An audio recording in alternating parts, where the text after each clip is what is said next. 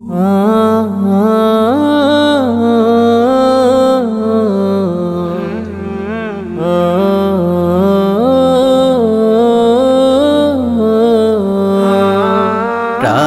পাখি উড়ে যাবে খাঁচা ছেড়ে, আসবে সমন যাবে যাবার তরে।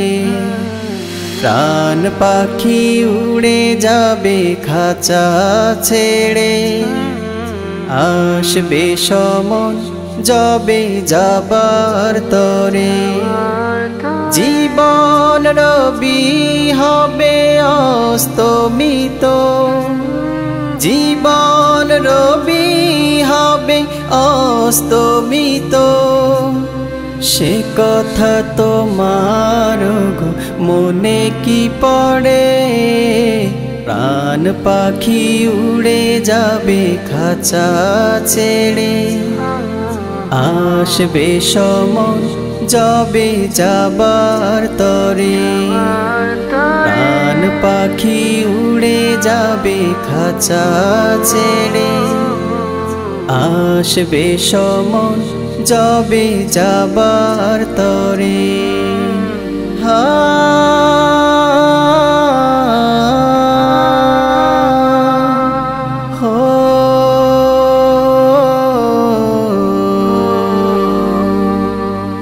নিথর দেহ পড়ে রবে, জড়ানো হবে কাফন।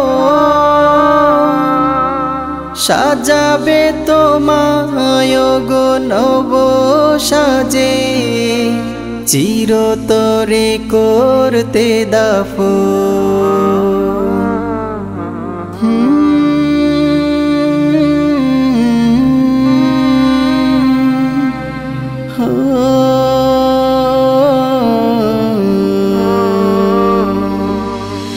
নিথর দেহ পড়ে রবে, জড়ানো হবে কাফন।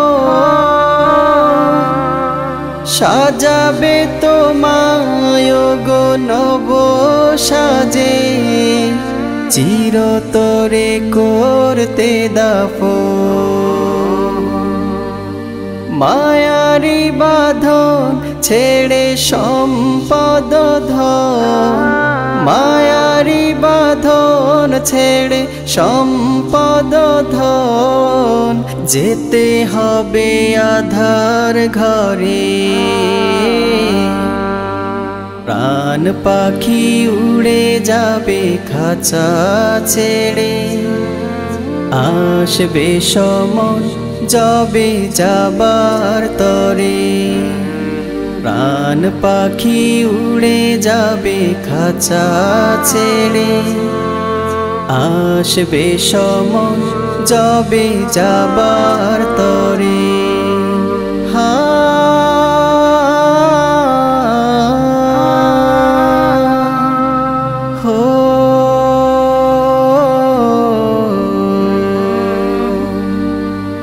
স্বজন বলো কিবা সুজন বলো, যাবে না কেউ তো সাথে।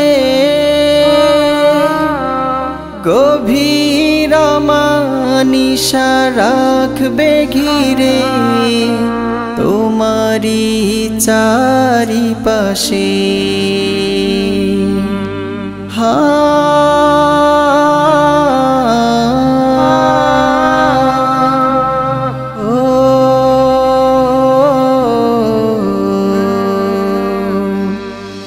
স্বজন বলো কিবা সুজন বলো, যাবে না কেউ তো সাথে। গভীর মানিশা রাখবে ঘিরে, তোমারি চারিপাশে। সে কথা কি মন ভেবেছ কখন, সে কথা কি মন ভেবেছ কখন। যেতে হবে কারি ধারে, প্রাণ পাখি উড়ে যাবে খাঁচা ছেড়ে, আসবে সময় যাবে যাবার তরে, আসবে সময় যাবে যাবার তরে, আসবে সময় যাবে যাবার তরে। আসসালামু আলাইকুম দর্শক, আমার একজন প্রিয় মানুষ, ভালোবাসার মানুষ, আমার প্রিয় ভাই কাজী আলামিন ভাই মারা গিয়েছে। তারই লেখা, তারই সুর করা, তারই গাওয়া গান আপনারা শুনতে পেলেন একটু আগেই। তো তার এই প্রাণ পাখি গজলটি তার শেষ বিদায়ের মাধ্যমে গজলটি বাস্তব পূর্ণতা পেল। কত আবেগ দিয়ে, কত মায়া দিয়ে গজলগুলো সে গাইতো, লিখতো। তো সেদিনও কথা হয়েছিল যে নতুন একটি মরমী গজল নিয়ে। তো সেই ভিডিওটা সে আমাকে পাঠাইছিল যে ভাই সবকিছু ডিপ কালারের রাখছি, তো গজলটি কবে রিলিজ করব। তো আমি বললাম যে ভাই যেদিন মন চায় সেদিনই রিলিজ করি। তো সে বললো যে তাহলে সামনের সপ্তাহে যে কোনো সময়ে রিলিজ করে দিই। তো সেটা তো আর হইল না ভাই, এর আগে চলে গেল।